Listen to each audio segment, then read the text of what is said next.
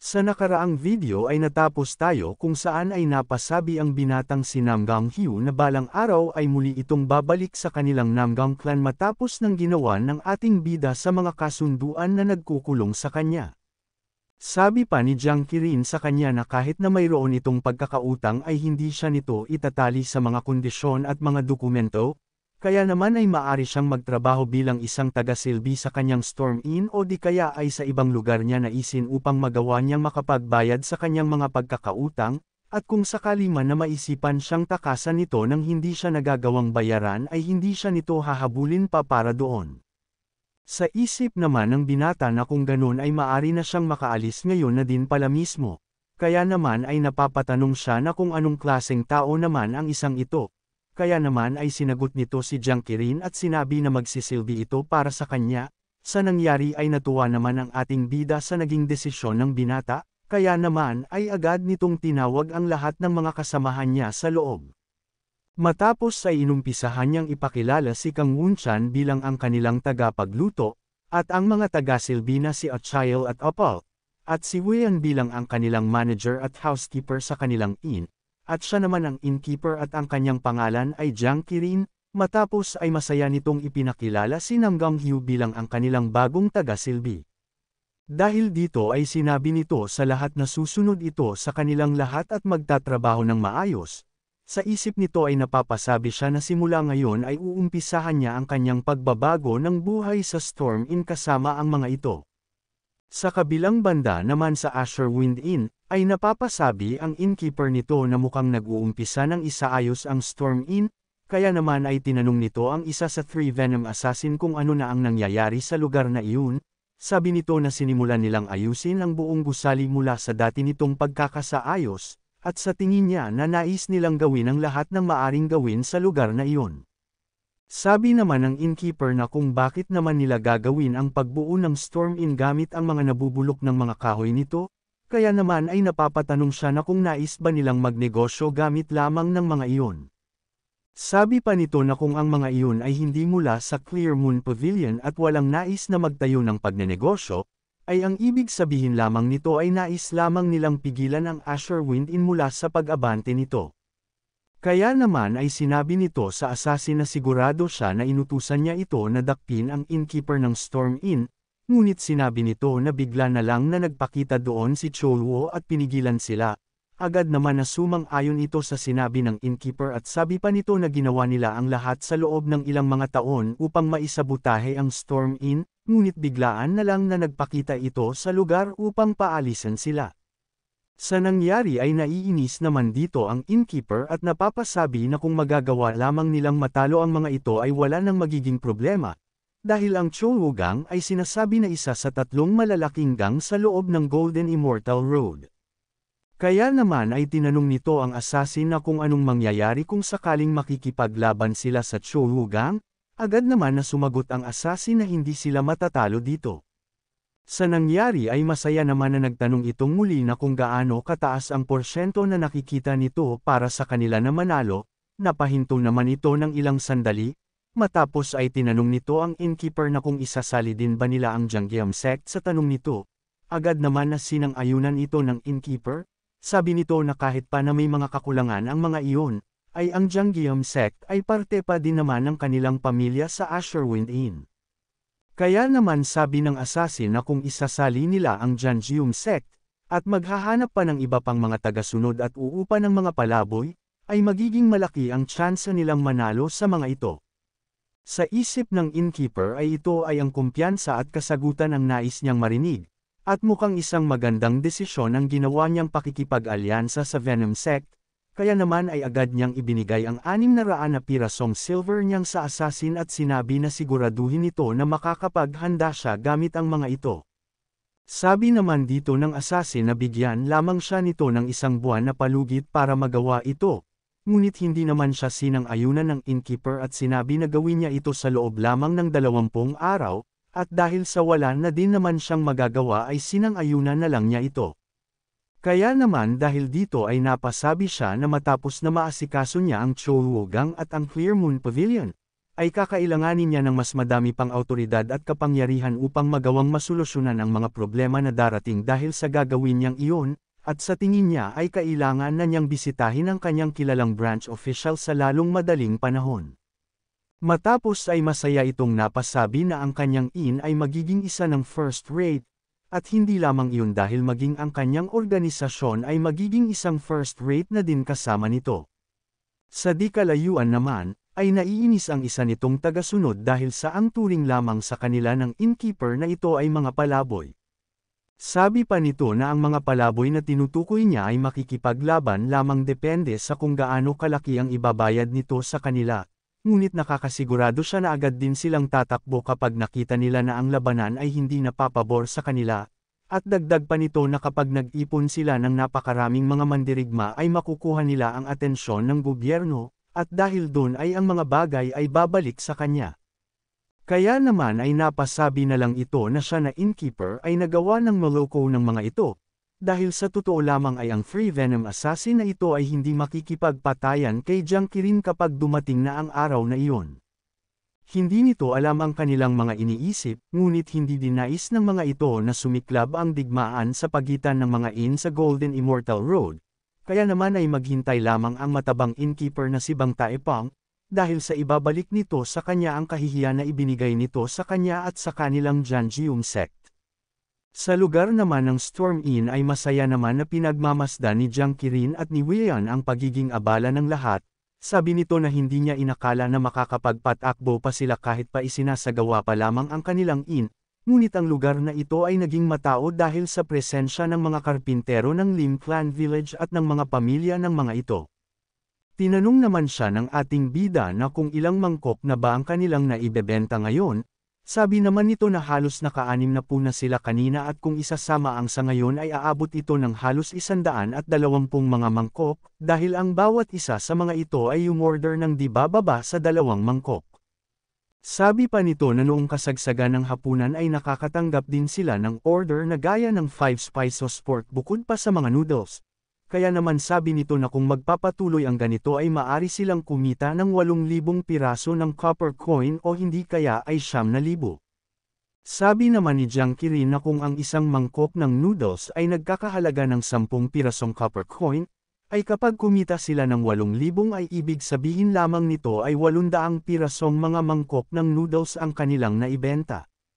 Sa sinabing ito naman ng ating bida ay natuwa si Weiyan dahil sa nagiging magaling na ito pagdating sa pagkukwenta ng lahat ng kanilang mga naibenta, at sa tingin niya na talagang ang mga tao ay gumagaling pagdating dito kapag nag-umpisa na silang kumita ng mga salapi. Ngunit sinermonan naman niya si Jiang Qirin na dahil sa kumikita na sila ay hindi na ito dapat pa na magbigay ng kanyang mga gold bar sa iba. Nangatwira naman dito si Jiang Qirin na kung sakali na muling dumating ang kaparehas na sitwasyon ay gagawin niyang muli ang bagay na iyon.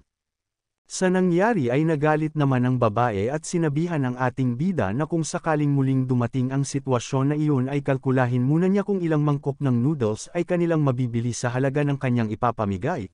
Hindi naman na pinansin ito ni Jiang Qirin at sinabi na lang na mas lalo pa na damadami ang tao kaya naman ay kailangan na nilang magpatuloy na sa trabaho. Kinabukasan naman sa bakanteng bahagi sa likod ng Storm Inn, ay napansin naman agad ng ating bida ang binatang si Nam Gang-hyu na masipag na nagtatrabaho, ngunit napansin naman nito ang mga bakas sa mga katawan nito, kaya naman ay napasabi siya sa kanyang isipan na mukhang ang isang ito ay hindi din naging madali ang pamumuhay. Matapos ay kinamusta naman siya nito na kung ayos lamang ba ang pakiramdam niya sa pagtatrabaho sa kanyang inn. Masaya naman na sinabi nito na nagiging interesado na siya sa pagtatrabaho sa kanya at hindi niya inaasahan ito.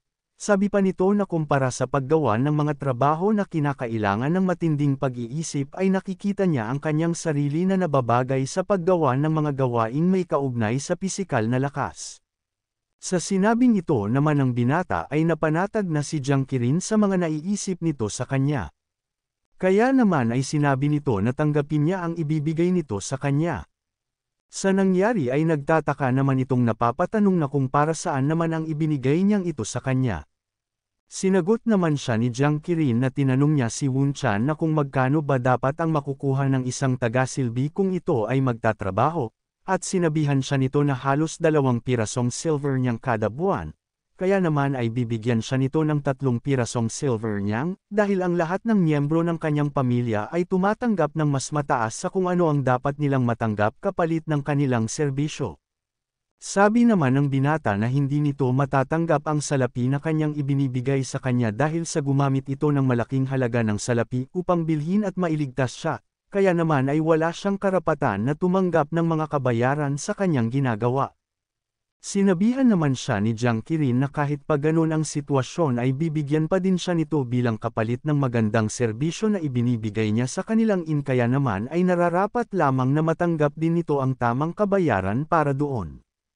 Nais pa sanang ibalik ito ng binata ngunit sinabihan naman siya ni Jiang Qirin na tanggapin na lamang niya iyon at palitan ng serbisyo na nababagay sa kung magkano ang ibinibigay niya dito.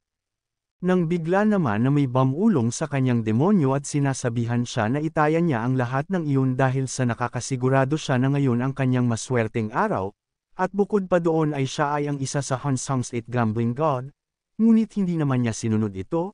Bagkus ay napasabi na lamang siya na kung ganun ay mas pagbubutihan niya pa ang pagtatrabaho dito, dahil sa mayroong 5 tao sa lugar na ito ang pinagkatiwalaan siya.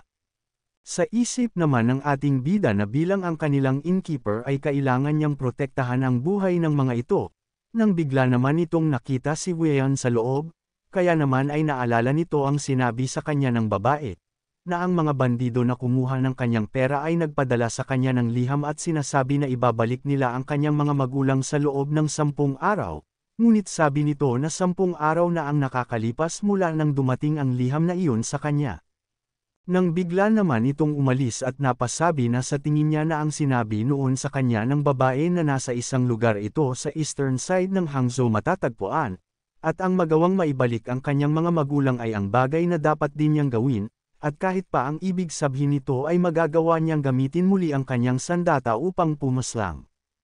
Kung umabot ka na sa parte ng video na ito ay maari lamang na i-click ang like at super thanks sa baba bilang pagsuporta. Maraming salamat.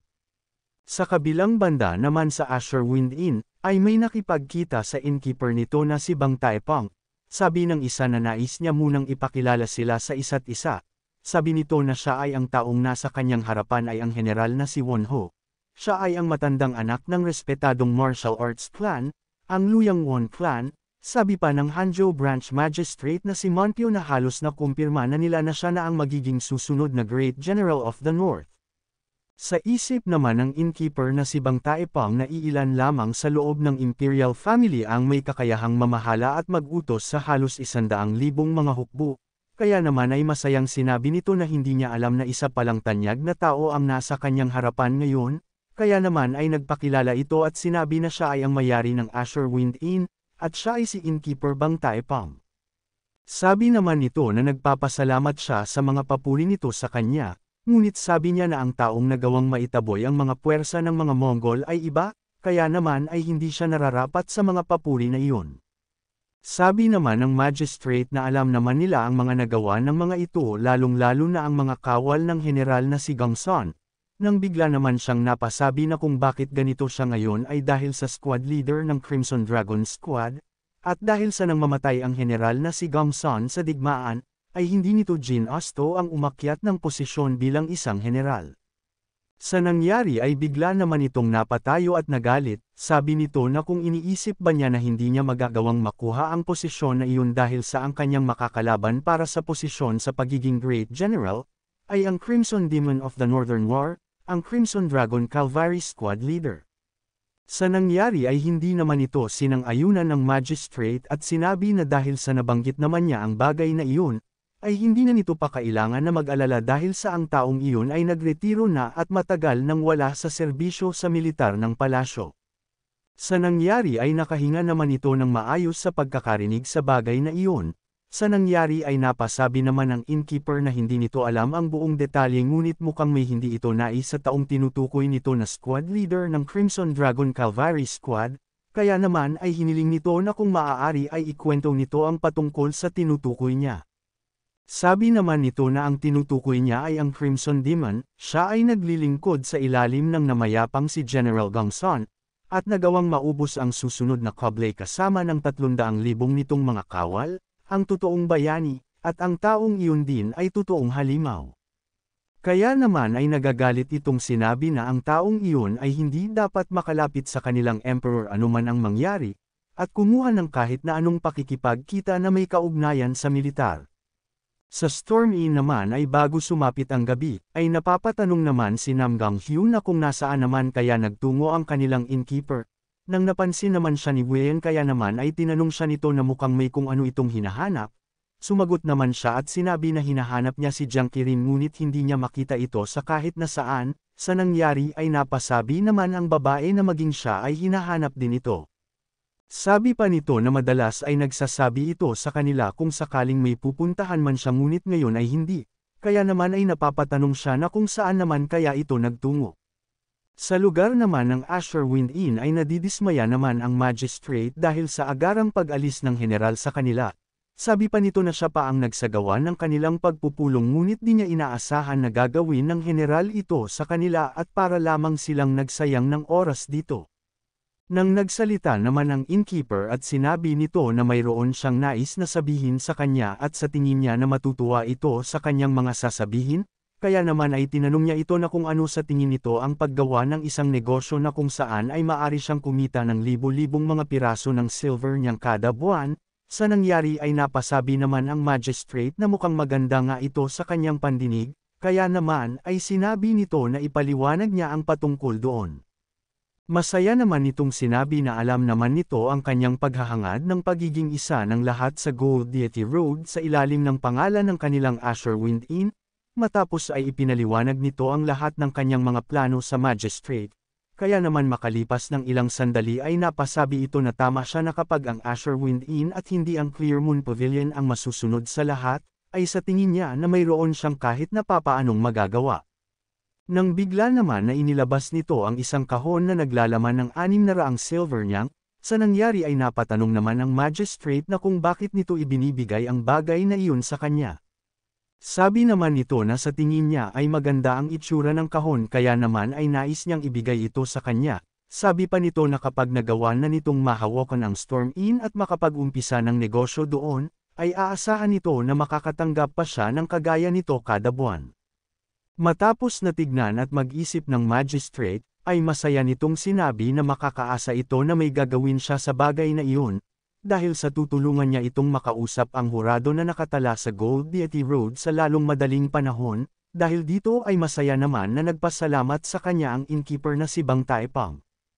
Nang sumapit naman ang gabi, sa kalagitnaan ng kagubatan, ay napapasabi ang ating bida na halos lumagpas na ang oras na nakasaad sa liham na ibinigay ng mga bandido kay Wien, ngunit wala pang kahit na isa ang nagpapakita sa lugar na ito. Kaya naman ay napasabi siya na sa tingin niya na ang mga bandido na iyon ay wala talagang intensyon na tumupad sa kanilang mga pangako. Sabi pa nito na ang dala niya na spear na nagawang bamutes sa isang ironwood, ay kahit na hindi ito ginawa upang pumaslang, ay sapat na ito para sa kanya upang magawang ubusin ang lahat ng mga bandido sa kagubatan, kaya naman ay ililigtas nito ang mga magulang ni Wien mula sa kanilang mga kamay. Sa kabilang banda naman ay naglalakbay ang dalawang sinumpaang kapatid ni Jiang Qirin sa Dragon Squad at tinatanong ng isa ang ikalawa nitong kapatid na kung bakit para yatang ang tahimik ng lugar na ito. Sabi pa niya na ang akala niya ay ang daan patungo sa Hangzhou ay maingay dahil sa madaming tao ang dumadaan dito. Sa nangyari ay napatanong naman ang kasama nito na kung noong nagtungo siya dito ay may mga tao ba na dumadaan.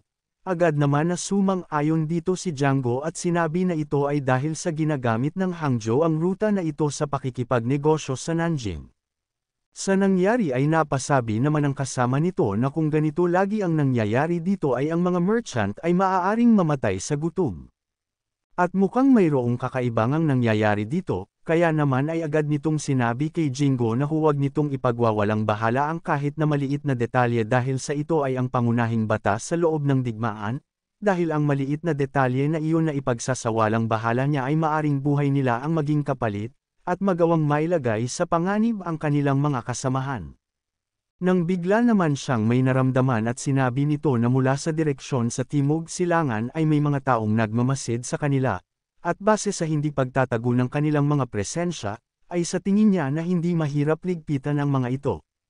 Masaya naman na napasabi si Jingo na mukhang may 3 grupo ng mga bandido ng kabundukan ang nagmamasid sa kanila. Makalipas naman ng ilang sandali ay agad naman na nagpahinga ang dalawa sa di kalayuan. Sabi ng bandido na nakapaligid sa kanila na wala ang iba nilang mga miyembro ngayon dito kaya naman ay napatanong siya sa kanyang kasama na kung magiging ayos lamang ba ang lahat. Sinang-ayunan naman ito ng isa at sinabi na sinong tanga ang magtatangka na kalabanan sila, kaya naman ay magtatago lang sila, magpapakawala ng mga palaso, at isisigaw na sila ay ang mga bandido sa kabundukan ng Hilaga at pagtapos nun ay aalis na ang mga ito. Kaya naman dahil sa sinabi ng isa ay sumang-ayon na lang ang lahat, matapos ay agad naman na silang lumabas sa kanilang pinagtatiguan at malakas na sinabi na ito ay ang teritoryo ng mga bandido ng kabundukan ng Silangan. Kaya naman kung gusto mo na masubaybayan ang ating kwento ay i-open mo lang ang notification bell pagkatapos mo na mag-subscribe.